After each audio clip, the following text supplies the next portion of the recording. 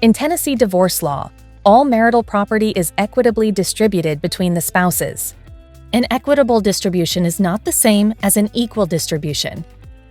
Although an exact 50-50 division of the parties' marital estate is possible, it is more rare than you may think.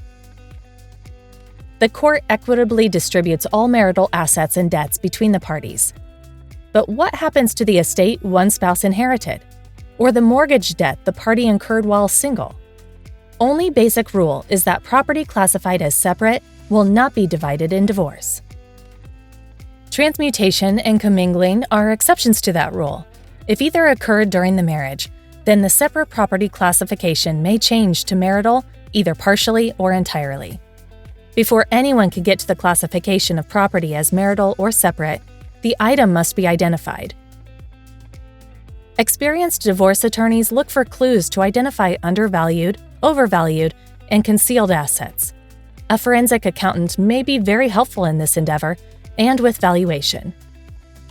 Offshore accounts in the Cayman Islands exemplify hidden property. Once the asset or account is identified, the next step is to classify it as marital property.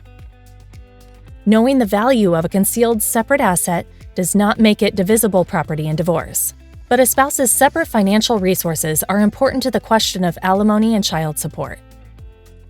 The next step, obtaining reasonable valuations, is essential for fair and productive settlement negotiations. Valuation is the process of establishing a fair market value for the asset. Some assets can be difficult to value, such as a fine art piece to be auctioned. Some assets have more negotiating value than actual value. For instance, a family heirloom of sentimental value, or the family pet. Other assets are easily valued, such as bank accounts or IRAs. Finally, the parties' property is divided between them. Again, the parties can split their marital estate by agreement. If they do, then the court can incorporate their property settlement into the divorce decree. Could the court object to the agreed distribution? Possibly. As when the settlement agreement would force an unrepresented party onto welfare, while the other spouse takes everything of actual value. What if spouses do not settle on how to split their property? In the absence of agreement, the court applies the 13 property division factors in Section 36(4)(121) of the Tennessee Code. For more information regarding these factors and their specifics, check the link in the description below. The Tennessee Court orders the equitable distribution of marital property, asset by asset, debt by debt. The court has broad discretion, but division must be based on those statutory factors. The inquiry ranges from duration of marriage to tax consequences, to the value of the separate property of each spouse. The court weighs the evidence on the relevant factors, balancing the equities between the parties. What does equitable distribution really mean? It boils down to whatever the court deems is just given your circumstances. Is marital fault a way to punish the other party by awarding fewer assets or more debt? No, not directly. Indirectly, the court may hold a party accountable for dissipating marital assets. For example, an extramarital affair is marital fault in Tennessee and grounds for divorce. However, having an affair is not a reason to reduce the guilty spouse's property award. The division can reflect the marital funds spent on the affair by shifting the cost from one side of the ledger to the other.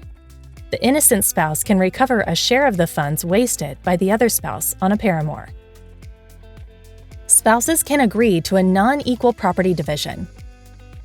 This may sound strange to some, but spouses can agree to a plan for the division of their marital property, equal or unequal, or agree to a 50-50 community division, or agree to reclassify a separate asset as marital or vice versa, or agree on specific valuations, such as a business valuation provided by an independent forensic accountant. Spouses are encouraged to settle as many issues as possible for inclusion in an MDA, a marital dissolution agreement. A big part of that effort goes into negotiating a property settlement with their attorney's assistance. For a much more detailed discussion, watch Is Tennessee a 50-50 divorce state? Link in the description below. To learn more, visit memphisdivorce.com. Tennessee's most comprehensive free online family law legal resource.